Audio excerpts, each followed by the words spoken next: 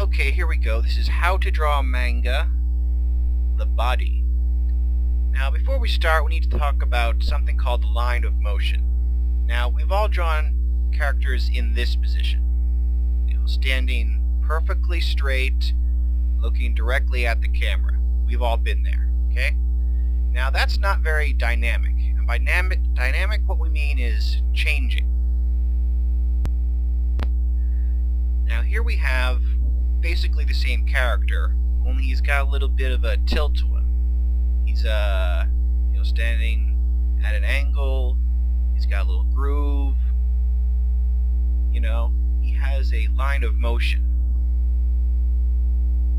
By drawing a pinup figure with a slight tilt to his line of motion, some sort of varying position, having a dynamic pose, adds just layers and layers of depth to every individual character shot that you create. Now we can take this to the next level by, say, taking two characters who are doing, nothing more lively than having a conversation. But by planning out the line of motion ahead of time, you can have characters with body language. You can be communicating things through their position, through their stance, by the way they hold themselves.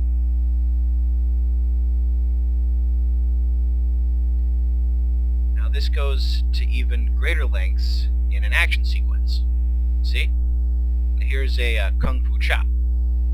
Now this is by no means anatomically correct or even proportional.